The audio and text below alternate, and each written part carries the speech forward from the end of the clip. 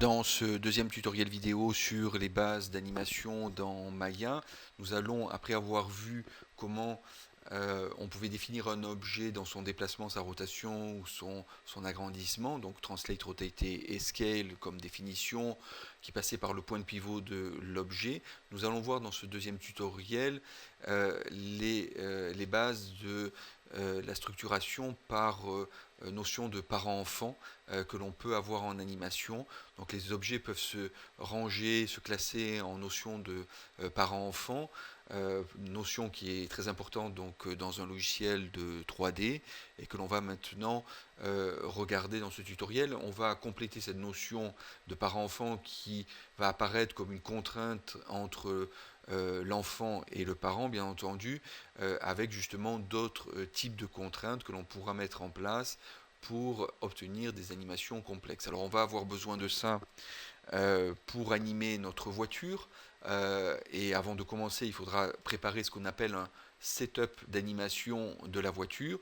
Et ce setup d'animation de la voiture, cette mise en œuvre, donc cette préparation, pour traduire en français, cette préparation donc de l'animation de la voiture passe par justement la mise en œuvre de parentage, donc entre des objets hiérarchisés, et la notion aussi de mise en place de contraintes que l'on pourra avoir aussi sur les objets.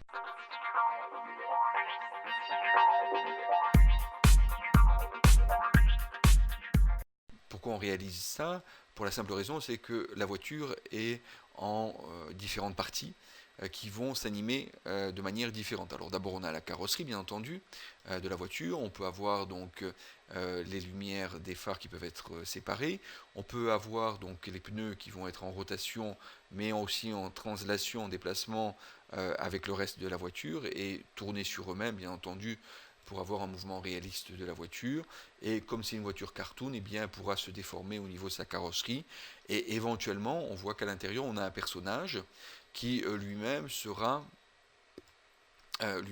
autonome et pourra donc à ce moment-là, voilà, pourra à ce moment-là donc avoir sa propre animation. Et donc on va avoir et on le pressent ici en décrivant donc notre objet complexe que l'on veut animer, on va avoir différents types d'animations qui seront séparés ou regroupés selon justement si on applique des contraintes sur ces objets, et notamment une des contraintes principales globales, c'est la première que j'ai citée, donc celle qui permet de réaliser du parentage donc entre les objets parent-enfant. Ok, donc regardons cela sur un exemple simple. On reviendra sur notre voiture ensuite, justement pour réaliser ce fameux setup, comme on dit, ou cette préparation à l'animation. Donc dans tous les cas, en général, il y a bien cette notion de setup à réaliser, que ce soit sur un objet relativement simple comme la voiture ici, ou sur un objet beaucoup plus complexe comme un personnage, où on parle à ce moment-là de setup de personnage, et on associe les mots rigging, qui permet donc de préparer les guides d'animation d'un personnage complexe. Alors ici, dans la voiture, on pourra avoir des guides d'animation que l'on mettra en place, mais en général, on réserve plutôt ça pour les personnages qui ont une animation plus complexe. Donc ici, parlons de la notion parent-enfant. La notion parent-enfant, eh bien, on va la décrire avec des primitives simples au départ. Donc je vais prendre donc un cylindre ici qui va se créer donc dans l'univers. Je vais le ramener ici, voilà. Ok, réduire, hop, scaler sa taille. Tout ça, on l'a vu dans le précédent tutoriel. Ensuite, je vais prendre un torus. Ok, je clique sur torus. J'ai mon torus ici et je viens le positionner. Je viens le positionner ici. Je ne sais pas trop comment. Ça veut dire, enfin, dans le sens où je ne vais pas essayer de chercher de le positionner au centre pour l'instant du cylindre, mais c'est l'objectif ici. Bon, je vais réduire un peu sa taille sous la forme d'une petite galette. Voilà. Ok. Donc ici, en fait, on va avoir donc le torus qui va être entraîné par le cylindre. Donc, si je veux d'abord préparer donc, le parentage, ce que j'aimerais bien, c'est que le torus soit au centre du cylindre. Donc, pour ça, eh bien, j'ai plusieurs possibilités. Donc, je vais prendre mon torus, je vais appuyer sur W pour déplacer donc, mon torus. Donc, je le déplace sur l'espace 3D comme ça, et j'aimerais bien pouvoir le centrer. Donc une des solutions, si je suis en mode polygonal, relativement simple et que le modèle polygonal le permet, on voit que c'est le cas du cylindre où il a donc des points au centre. Ici, les faces se concentrent au centre de l'objet, ici sur la surface du dessus. Donc je vais pouvoir utiliser une fonction de snap.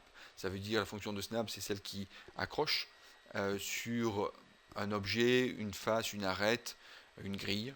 Et ce snap ici, je l'ai sur les icônes en haut sous le menu, la barre d'icônes. J'ai 6 aimants, 6 icônes aimants, et dont la troisième est un snap to point. Donc je clique sur snap to point ici, je vois que mon carré au centre des trois axes est devenu un rond, me prévenant que je suis maintenant en mode déplacement et snap, et to point, et donc point ça veut dire sommet, vertex ou point de sommet de curve ou de voilà, c'est tous les types de sommets de points qui sont dans l'espace 3D de Maya. Et donc à ce moment-là, je vais pouvoir me déplacer. Hop, je me suis trompé. C'est snap to point avec le cylindre. Donc je sélectionne mon cylindre, j'ai son point de pivot et hop, voilà. Et là, je vais trouver le point de pivot, le point central donc de la convergence donc des faces ici, ce qui me permet de positionner au centre donc mon objet. Je vais enlever le snap to point et je vais pouvoir maintenant le descendre sans être obligé de snapper à la hauteur où je veux. Ok. Donc ça c'est une des premières solutions. L'autre possibilité, c'est justement d'appliquer une contrainte. Donc regardons, comme ça va nous permettre de voir comment on peut appliquer une contrainte. Donc je déplace mon objet de manière voilà, n'importe où par rapport au cylindre, il est ici maintenant. Ok, alors ce que je vais faire, juste réduire le radius pour avoir quelque chose de plus fin, voilà, ici, et de plus défini. Voilà. Ok. Donc ici, j'ai mon torus, et je vais pouvoir donc maintenant essayer de le contraindre pour qu'il se place au centre du cylindre, pivot à pivot. C'est-à-dire que si je prends ici le pivot, j'aimerais bien que le pivot donc, du torus se mette au droit du pivot, soit positionné exactement au droit du pivot du cylindre. Donc pour ça, je vais sélectionner d'abord le cylindre, le contraignant, celui qui va obliger à. Ensuite, je vais sélectionner le torus, celui qui va être obligé de faire, donc le contraint. Et je vais venir donc dans animation et contrainte. Donc ici, j'ai plusieurs types de contraintes. Donc je décroche le menu. Et ici, j'avais déformation qui était restée comme menu, je le ferme. Et j'ai contrainte ici, et contrainte, j'ai plusieurs types de contraintes. Donc j'ai contrainte parent, point, orient, scale et aim, c'est les principales qui nous intéressent ici. On laissera les autres de côté qui sont plus complexes et on les verra dans des prochains tutoriels. Donc ici, la contrainte qui m'intéresse, c'est la contrainte de type point. Qu'est-ce que fait cette contrainte? Eh bien, elle vient faire correspondre justement le translate XYZ du contraignant avec le translate XYZ du contraint. C'est exactement ce que je veux faire par rapport au point de pivot. Donc j'ouvre la boîte de dialogue en cliquant sur le petit carré ici, juste pour indiquer que j'ai la possibilité de choisir un axe sur lequel je veux contraindre. Là, ici, c'est les trois. La contrainte constraint axis, ici all, ou x, y, z, et maintien offset aussi, c'est important. Si je maintiens l'offset, eh bien, il ne se passera rien si j'applique. Puisque je maintiens l'offset de déplacement, le différentiel entre les deux, il ne se passera rien. Par contre, maintenant, si je déplace mon cylindre, eh bien, j'ai mon torus qui va suivre parce qu'il est quand même contraint dans le point, donc dans le déplacement x, y, z. Mais par contre, l'effet que je voulais, c'est de recentrer mon torus sur le cylindre, eh bien, ça ne se produit pas. Ok. Donc, je vais venir maintenant enlever le maintien offset ici et appliquer la contrainte apply. Et donc à ce moment-là, effectivement, j'ai mon torus qui s'est recentrer en point de pivot exact par rapport au cylindre. Ok, alors qu'est-ce que j'obtiens? Je ferme ici, qu'est-ce que j'obtiens? J'obtiens au niveau du torus ce qu'on appelle un node supplémentaire, une contrainte ici, qui vient se positionner comme information dans la construction du torus. Je l'ai ici. Donc maintenant, effectivement, quand je vais déplacer mon cylindre, mon torus va suivre, ça c'est bien. Mais si je ne veux pas que mon torus suive de cette façon-là, soit contraignant, eh bien je peux venir maintenant supprimer la contrainte. Ok. Mais par contre, ce qui est sûr, c'est que mes deux points de pivot de mes deux objets sont positionnés exactement au même endroit. Et maintenant, je peux appliquer d'autres contraintes, je peux travailler d'une autre manière si je veux. J'ai utilisé ici juste la contrainte pour venir recentrer mes deux objets pour qu'ils soient bien positionnés dans l'espace ensemble avec le même point de pivot. Et donc pour terminer ici ce premier tutoriel sur les contraintes et sur le parent-enfant, et bien maintenant je peux parenter de manière interactive dans l'outliner en prenant le torus, bouton du milieu de la souris, et je dépose sur le cylindre. Et à ce moment-là, hop, c'est passé au-dessus, donc je reprends torus et je dépose sur le cylindre. Donc à ce moment-là, le torus semble avoir disparu, en fait il est devenu enfant ici du cylindre.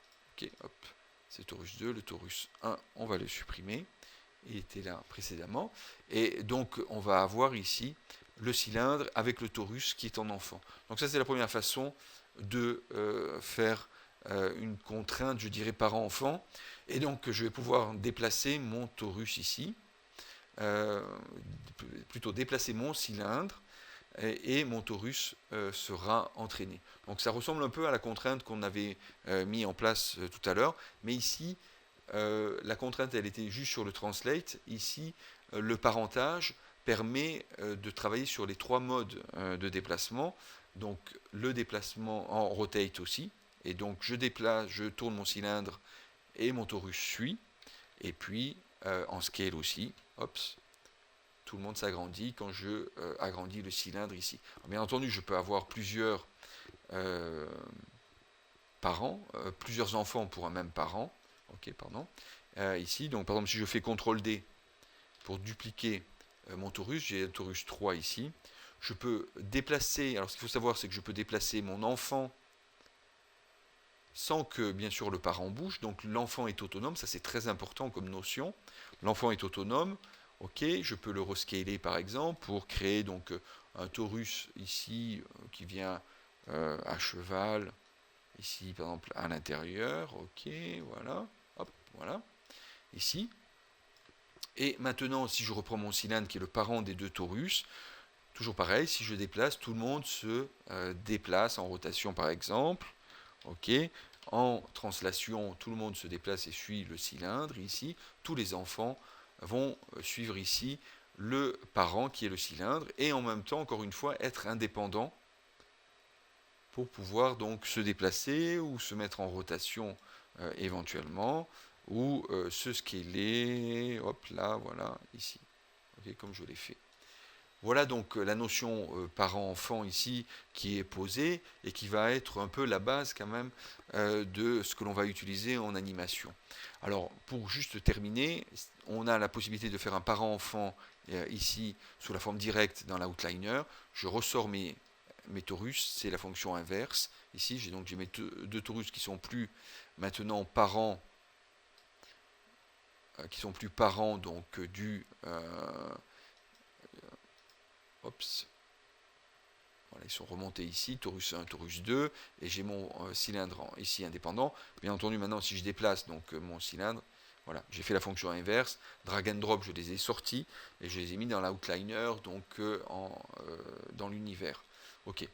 Je peux appliquer une contrainte parent, c'est la même chose que la contrainte, le système que je viens d'utiliser dans l'outliner. Donc je sélectionne le contraignant, je sélectionne le contraint, le cylindre, et je clique donc sur ici sans maintenir l'offset, sur les trois axes Translate Rotate, ici, appliquer. Ok, je refais la même chose, cylindre, petit torus, appliquer, et donc à ce moment-là, maintenant, ok, alors oui, CTRL Z, je l'ai appliqué, sans maintenir l'offset, et donc le cylindre, le torus a disparu à l'intérieur du cylindre pour venir se positionner dans le point de pivot. Donc ici, je viens translate rotate, maintenir l'offset, apply, et donc à ce moment-là, j'ai mon torus, le plus petit, qui n'a pas bougé, qui est resté à l'endroit où il était en point de pivot. Mais maintenant, si je prends mon cylindre et que je déplace, les deux torus suivent, et si je fais de la rotation, eh bien aussi tout le monde suit. Donc plusieurs méthodes pour créer du parent-enfant ici, soit directement dans l'outliner, soit avec la contrainte parent.